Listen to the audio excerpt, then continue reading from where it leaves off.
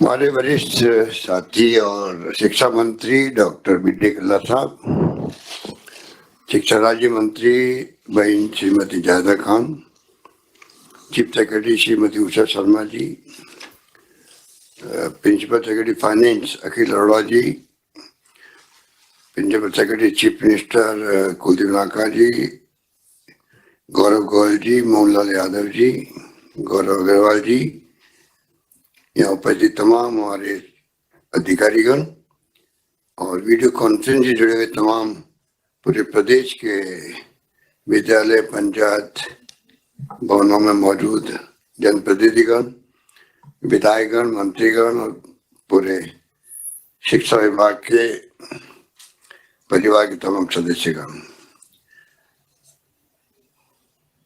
मुझे खुशी है कि आज बाल गोपाल योजना और निःशुल्क ड्रेस वितरण का कार्यक्रम प्रारंभ होने जा रहा है, जिसके बारे में अभी हमारे शिक्षा मंत्री बी.डी. कल्ला जी ने, शिक्षा राज्य मंत्री जायदा जी ने और चीफ सेक्रेटरी उषा शर्मा जी ने आपको विस्तार से बताया क्या उद्देश्य है और बजट अनाउंसमेंट आज पूरा होने जा रहा है। दोनों योजनाएं बहुत महत्वपूर्ण हैं और दोनों योजना इसीलिए आज एक साथ लॉन्चिंग की जा रही है जिससे कि इसका महत्व समझ में आए सभी को, बच्चों को भी, पेरेंट्स को भी। क्योंकि जैसे बात की गई, ड्रेस की बात की गई, तो एक साथ कॉमन ड्रेस होना एक बहुत बड़ा मैसेज है समाज के लिए, क्योंकि इस देश के अंदर ये मुल्क अनेकता में एकता वाला है, अलग अलग जाति, अलग अलग धर्म, अलग अलग वर्ग और अलग अलग कंडीशंस होती परिवार की। उसमें अगर स्कूल के अंदर एक ड्रेस पहन के जाते हैं बच्चे, आप देखते हैं प्राइवेट स्कूल्स के अंदर, तो अलग नजारा दिखता है उनका, एक कॉन्फिडेंस बढ़ता बच्चों के अंदर भी, अलग पहचान बनती है।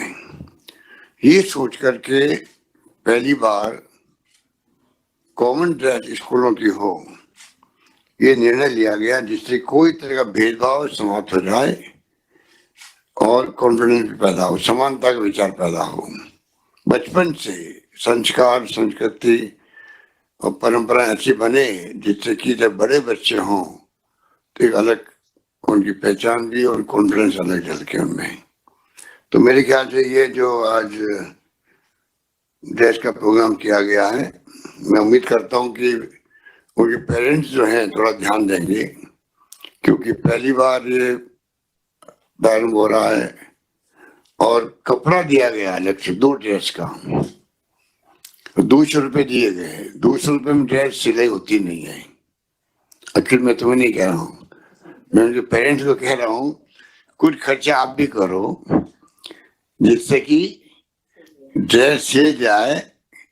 कई तो अपने खुद ही घर पे सिल देते हैं, कई गांव में अगर सब मिलके टीचर्स अगर भागीदार निभाएंगे और जो टेलर्स होंगे उनको समझाएंगे तो मेरे ख्याल से वो रेट ऊपर नीचे करके संभावना बना देंगे कि वो ड्रेस सिल जाए। सिलना जरूरी है, स्कूल में जाना अनिवार्य होगा ड्रेस पहन करके, तभी तो इसको प्रोग्राम बनाया गया है। पर ये पेरेंट्स और टीचर सब मिलकर के सुनिश्चित करें कि बच्चे के पास जो कपड़ा 2 ड्रेस का दिया गया है, अगली बार हो सकता है हम सीधी सिलाई ड्रेस ही दें उसको। इस बार कई इसके लिए बहस भी हुई कि सिलावा ड्रेस दें तो संभव होगा क्या, कोई नाप बड़ा होगा कोई छोटा होगा तो फिर अच्छा नहीं लगेगा। ड्रेस की सिलाई भी अच्छी होनी चाहिए जिससे कि ड्रेस फिट बैठे बच्चे के, तो उसको एक अलग तरह का स्मार्टनेस आती है। ये सोच करके इस बार तो दे दिया गया है क्लॉथ 2 ड्रेस का। अगली बार कोशिश करेंगे किस प्रकार ये संभव होगा तो बाकायदा अलग अलग साइज की ड्रेस बने और उनको मिले। एक बात तो रही ड्रेस की, जो बहुत बड़ा एक मैं समझता हूँ निर्णय सरकार का था जो आज पूरा हुआ है। शिक्षा को जो महत्व दे रहे हम लोग वो आपके सामने है। बाल गोपाल जो ये योजना है, ये तो सरकार जो हमारी सोच है शिक्षा और स्वास्थ्य दो पे तवज्जो दी जाए विशेष रूप से अगली जनरेशन के लिए। इसी रूप में एक तरफ शिक्षा और एक तरफ उनका स्वास्थ्य अच्छा रहे, जिसके लिए तुमने चिरंजीव योजना बनाई है, सबका स्वास्थ्य फ्री किया है। देश में तो क्या है, दुनिया में किसी मुल्क में अच्छी स्कीम नहीं है, 10 लाख का तो बीमा, और वो भी उसके अलावा तमाम टेस्ट फ्री है, MRI free, CT scan free, dialysis free, organ transplant free. Extra पैसा लगता है उसके लिए भी सरकार देगी, 10 लाख के अलावा भी अगर ऐसी कोई ट्रांसप्लांट नौबत आ गई या सरकारी अस्पताल तो फ्री करेंगे। तो बहुत बड़ी योजना है, आपको जानकारी होनी चाहिए। और मैं समझता हूँ टीचर्स हमारी बहुत बड़ी भूमिका अदा करते हैं समाज में परिवर्तन की। तो ऐसे जो फ्लैगशिप प्रोग्राम है उसमें पूरा जो शिक्षा विभाग है, मैं समझता हूँ कि बहुत बड़ी भूमिका अदा कर सकता है कि उसका लाभ गांव तक, गरीब तक, घर तक कैसे पहुंचे। तो फ्लैगशिप प्रोग्राम अलग तरह का एक मैं समझता हूँ कि समझने की कोई बात है, बहुत अच्छी योजना बनी। पर शिक्षा भी देखिए, आपके देश की आज़ादी के वक्त में मैंने पता किया कि 51 में खाली 18% शिक्षित थी, शिक्षा थी देश के अंदर, और राजस्थान में 8% थी। आज वो बढ़ करके 76 के आसपास हो गई है। तो मैं आवश्यकता महसूस करता हूँ और ज्यादा बढ़नी चाहिए। केरल राज्य ऐसा है मेरे ख्याल से जहाँ पर शिक्षा मेरे ख्याल 90% अब होगी। तो ये जो है हमारा ध्येय होना चाहिए कि हम कैसे राजस्थान में सुनिश्चित करें कि परसेंटेज बढ़े, 90+ हो, 95+ हो। मुझे याद है 22 साल पहले जब मैं मुख्यमंत्री था, तब हमने एक प्रोग्राम चलाया था, शिक्षा आपके द्वार, शिक्षा आपके द्वार। जैसे टीचर को भेजा गया था, हमने घर घर भेजा कि वो हर घर में जाके संदेश करे कि आपका बच्चा बच्ची, लड़का लड़की जो है वो शिक्षा से वंचित नहीं रहे, उनको स्कूल भेजो, शिक्षा के बगैर जीवन अंधेरा है, ये मैंने कहा था उस वक्त। और पानी बचाओ, बिजली बचाओ, सबको पढ़ाओ मेरा नारा भी था, जो बहुत ज्यादा पॉपुलर भी हुआ था उस वक्त में, क्योंकि पानी बचाने की बहुत बड़ी आवश्यकता आज भी महसूस होती है, बिजली बचाने की आवश्यकता महसूस होती है। और पढ़ाना का जो महत्व है उसका तो कोई सोच नहीं सकता। Knowledge is power. आज दुनिया भर के अंदर जो थीम बन गई है, जिसके पास ज्ञान है वो पावरफुल है। और जब इंटरनेट सेवाएं, मोबाइल फोन, कंप्यूटर आ गए हैं, तो एक क्रांति हो गई दुनिया के अंदर। बच्चे, आज छोटे बच्चे भी घरों के अंदर मोबाइल को यूज करते हैं।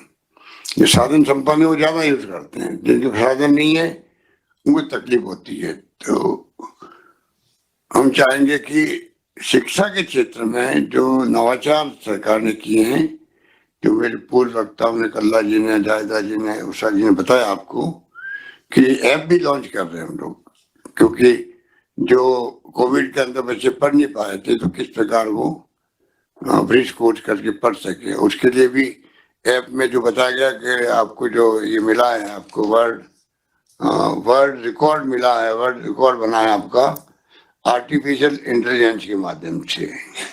ये प्रकार से IT बेस्ड जो है, जो टेक्नोलॉजी है, उसका उपयोग करके संभव हो पाया।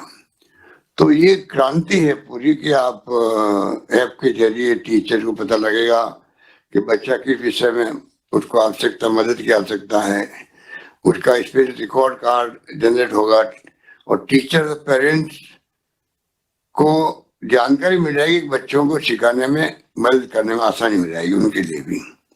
और 3 दिसंबर को जो पेरेंट्स टीचर डे है, उसको उस दिन ये सब बातें डिस्कस भी होगी, वहां पर टीचर लोग करेंगे। नो बैग डे जारी किया गया है शिक्षा विभाग से।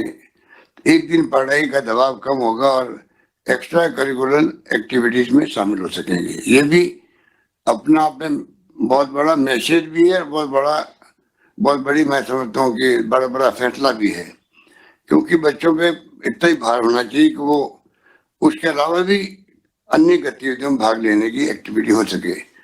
पर इसका मतलब ये नहीं कि एक दिन को नो बैग डे किया तो उसमें दूसरी एक्टिविटी भी नहीं हो, चलो ठीक है छुट्टी मिल गई हम लोगों को, वो नहीं होना चाहिए।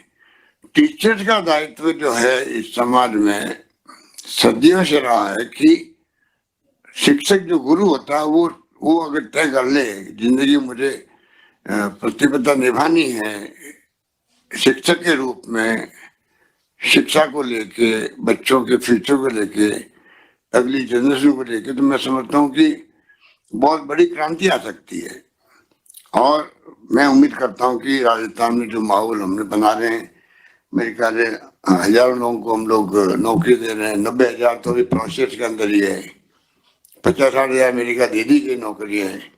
तो बड़े रूप में सरकार नौकरियां करीब सब मिला के करीब 3,50,55,000 नौकरी दे रही है। मेरे ख्याल से अन्य राज्यों में तो हालात बहुत खराब है। मैं गुजरात जाके आता हूँ अभी आजकल, तो वहां तो और हालत खराब है। तो मेरा मानना है कि राजस्थान गवर्नमेंट ने जो 1,35,000 तो नौकरी दे दी, 1,25,000 प्रोसेस चल रहा है, उनके इंटरव्यू चल रहे हैं और एग्जाम हो रहे हैं, प्रोसेस के अंदर है, और 1,00,000 की और घोषणा कर रखी है। तो तमाम तरीके से आज हम लोग राजस्थान में सब सुविधाएं हैं बच्चों को। अब सेकेंडरी से सीधे सेकेंडरी स्कूल सब बना दी गई राजस्थान पर, हर ग्राम पंचायत हेडक्वार्टर पर सीधे सेकेंडरी हो गए, तो ड्रॉप आउट भी कम होगी रेट। 250 कॉलेज खुली आज तक आजादी के बाद में। हम लोगों ने इन 3 सालों में 211 कॉलेज खोल दी राजस्थान के अंदर, उसमें 94 कॉलेज गर्ल्स की है। और ये घोषणा कर दी जहाँ 500 लड़कियां पढ़ेगी स्कूल में उसको कॉलेज बना दिया जाएगा। ये भी एक बहुत मैं समझता हूँ बड़ा फैसला है, जिससे कि लड़कियों को माँ बाप जो है शर्म नहीं भेज सकते हैं, तो जहाँ स्कूल है वहीं पे कॉलेज बन जाए या उसके आसपास बन जाए। तो शिक्षा को लेके आज राजस्थान में अब सब वो प्रीमियर संस्थाएं आ गई है जो पहले नहीं थी। ये पंडित नेहरू की सोच थी कि उन्होंने आजादी के बाद से जो फैसले किए थे, आज देश की जो नींव उसी में अटकी हुई है, उसी कारण आज देश के अंदर जो विकास दिख रहा हम लोगों को चारों ओर से, और हम आत्मनिर्भर हैं, वो इसीलिए संभव हुआ कि उन्होंने नींव रख दी, बड़ी बड़ी संस्थाएं खड़ी कर दी, IIT, IIM, AIIMS, PGI, ICR, ये सब संस्था लेके आ गए। तो मैनेजमेंट के लोग भी निकल गए, इंजीनियर्स निकल गए अच्छे से अच्छे, और शिक्षाविद निकल गए, सब तरह से हम लोग सक्षम हो गए। और इसीलिए आज हर क्षेत्र में हम लोग डिपेंड नहीं है। और मैं समझता हूँ कि ICAR बना दिया उस वक्त में, तो रिसर्च भी इस रूप में हुई कि धीरे धीरे हम लोग पहले PL 480 कि गेहूं की भीख मांगते थे अमेरिका से। आप नई पीढ़ी को नहीं मालूम है, पर पहले गेहूं बाहर से आता था भीख के रूप में। आज हम लोग आत्मनिर्भर बन गए क्योंकि रिसर्च हमारे यहाँ भी होने लग गई, रिवोल्यूशन, ग्रीन रिवोल्यूशन हो गया। तो ये तो बहुत लंबा विषय है, पर मैं आपको इतना ही कहना चाहूंगा कि ये जो प्रोग्राम आज रखा गया बहुत ही इम्पोर्टेंट प्रोग्राम है। ये इसके महत्व को समझते हुए हम सब इन्वॉल्व हुए इसके अंदर कि किस प्रकार से हम शिक्षा को लेकर राजस्थान आगे बढ़े। राजस्थान हब बन गया है। पहले हमारे बच्चे जाते थे पूना और महाराष्ट्र में और कर्नाटक में पढ़ने के लिए, लड़के जा नहीं पाते थे। अब सारी संस्थाएं प्राइवेट कॉलेज को अलाउ करने से, जब मैं पहली बार मुख्यमंत्री था तो 6 यूनिवर्सिटी थी, विश्वविद्यालय थे, आज 28 तो हो गए सरकारी, और कुल मिला के हो गए 89 विश्वविद्यालय हो गए राजस्थान के अंदर, 89 विश्वविद्यालय। आप सोचिएगा।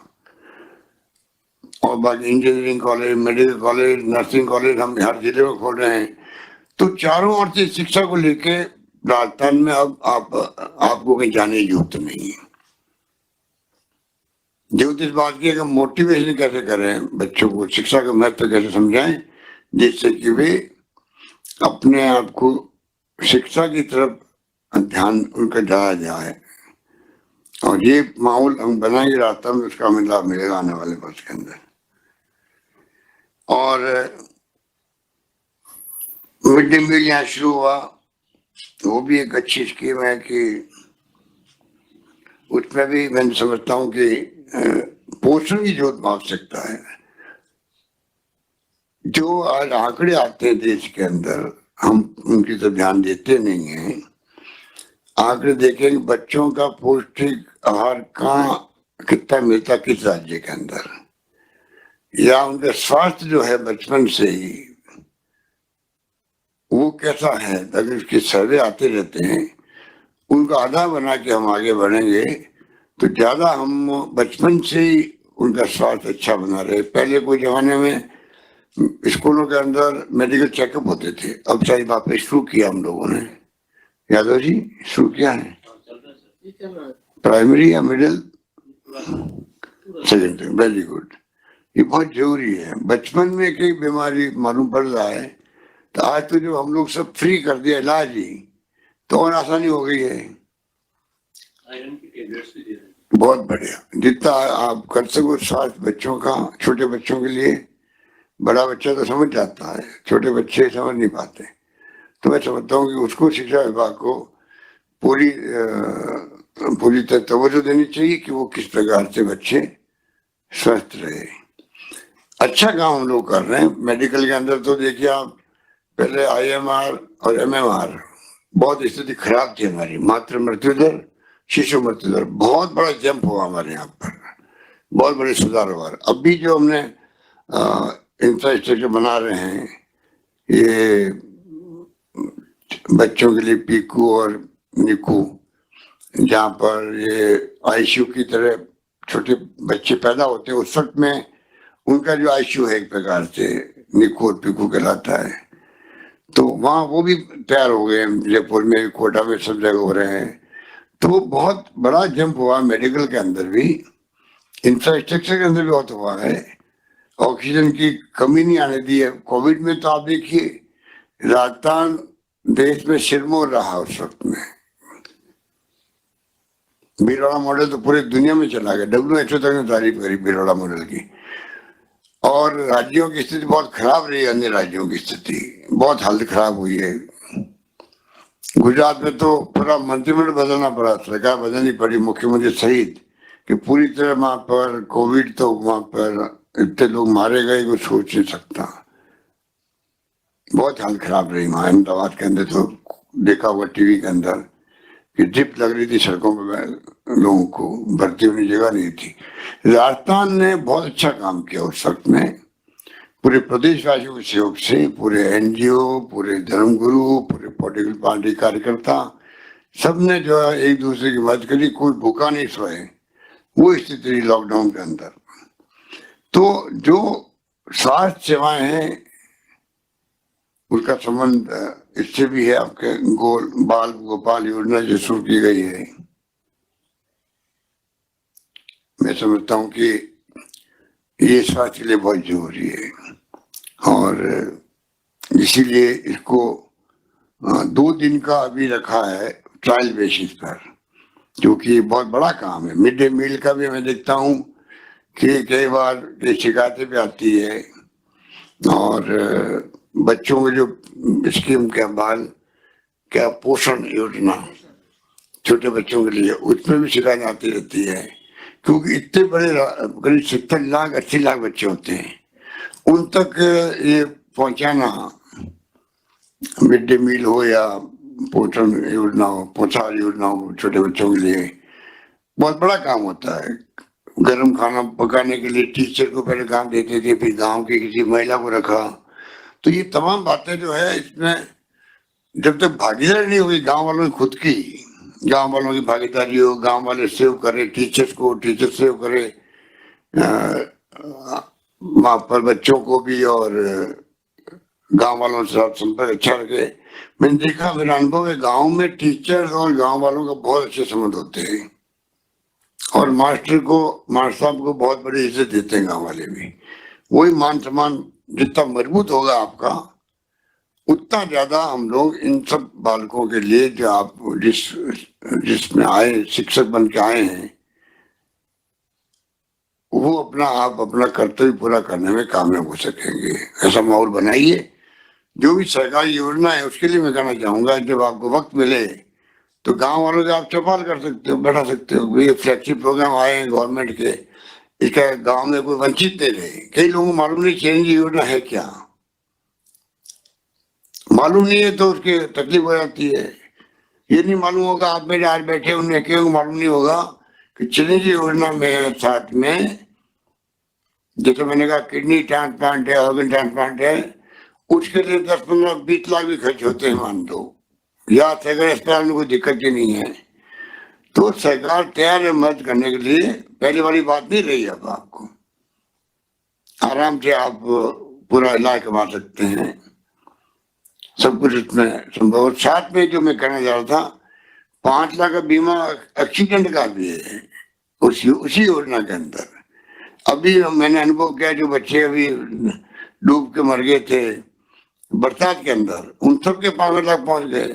वो भी एक्सीडेंट में आता है, एक्सीडेंट में वो भी आता है, ऊपर से गिरना भी एक्सीडेंट आता है, खाली मोटर के एक्सीडेंट नहीं है, सड़क एक्सीडेंट की बात नहीं है। तो ये जो इतनी शानदार स्कीम है, मालूम नहीं है जानकारी, आज तो पूरा रास्ता में बैठा हुआ है। इसलिए मैं कह रहा हूँ आप लोगों से कि अगर ये जानकारी नहीं हो, मैं खुद को ही तो हम आगे क्या बताएंगे। तो जानकारी पहले पहले हम रखें। डीपी आगे लेते थे, छपते रहते हैं, वो बेकार नहीं पड़े रहे। उस पर कष्ट करें हम, पढ़ने का भी, समझने का भी, समझाने का भी। ये हम सब मिलके अगर सहयोग करेंगे तब जाके हम जो चाहते हैं पारदर्शी, संवेदनशील, जवाबदेही प्रशासन देंगे, गुड गवर्नेंस देंगे, सुशासन देंगे। कैसे देंगे? कोई मेरे कहने थोड़ी होगा भाई। जब तक सब साथ नहीं देंगे तब तक ये संभव नहीं। पूरा प्रदेशवासी साथ दें अपने तरीके से, तब जाके सुशासन मिलता है, करप्शन पे अंकुश लगता है, संवेदनशीलता अगर मन में आती है तो हम एक दूसरे की हेल्प कर सकते हैं। कोरोना में की थी तब, जब सुनते हैं कि रास्ते में कोई एक्सीडेंट हो गया और लोग निकल जाते पास से, तो वो संवेदनहीनता है। हमने यहाँ तक कर दिया कि 5,000 तो इनाम मिलेगा उसको ले आने वाले को अस्पताल। और किसी राज्य का होगा व्यक्ति तो प्राइवेट जो नियरेस्ट अस्पताल है वहां उसका इलाज होगा, प्रारंभिक इलाज, वो मना नहीं कर सकता। ये हमने आदेश जारी कर रखे हैं और कानून बना रहे हैं हम लोग, जल्दी उम्मीद करते हैं जल्दी बनेगा। तो आप बताइए, कोई राज्य का आदमी आ गया, एक्सीडेंट हो गया, परवाही के कैसे काम चलेगा? उसकी जिंदगी बचाएं। उसके लिए प्राइवेट अस्पताल को हम पाबंद कर रहे हैं कि आप अगर पास में अस्पताल आपका है, आप मना नहीं कर सकते, आपको इलाज करना पड़ेगा। तो ये तमाम जो बातें मैं बोल रहा हूँ, ये आपके बाल गोपाल योजना और निःशुल्क ड्रेस वितरण प्रोग्राम इसका है। पर जो गवर्नेंस की बात हो रही है उसमें सब बातें आ जाती है। इसलिए मैं कह रहा हूँ, मैंने एक सोचा कि ये बाल गोपाल योजना और निःशुल्क ड्रेस वितरण योजना के शुभ अवसर पर आप सबसे मिलना भी हो जाएगा, 2 बातें भी कर देंगे आपको और अपील भी कर देंगे किस प्रकार हम लोग सब मिलके जो जो स्कीम हमारी है शानदार, उसको अपन कैसे लाभ उठा सकते हैं उसका।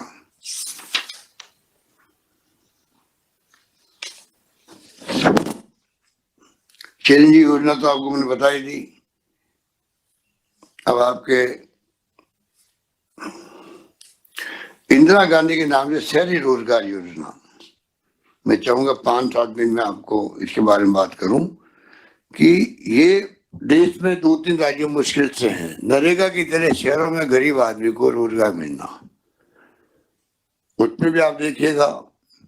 क्योंकि ऐसे ही जब मैंने इसको लॉन्च किया जयपुर में, तो एक महिला आई मेरे पास में स्टेज पे, तो कहने लगी साहब कि मेरी 3 लड़कियां हैं, पहली बार मैं अब काम कर पाऊंगी शहर के अंदर और मेरा घर चल जाएगा।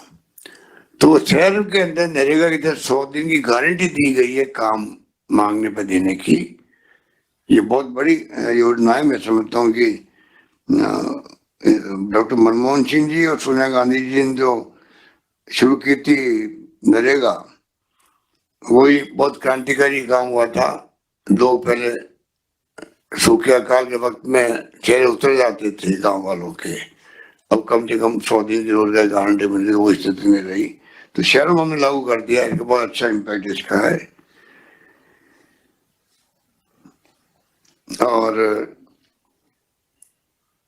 पेंशन दे रही है करोड़ लोगों को, बुजुर्गों को, विधवाओं को और दिव्यांगों को, दिव्यांगजनों को। उसमें आप लोग देख सकते हैं गांव में कुछ टाइम पे मिल रहा, नहीं मिल रहा पेमेंट, कुछ शिकायत तो नहीं है, कोई बदमाशी तो नहीं हो रही है।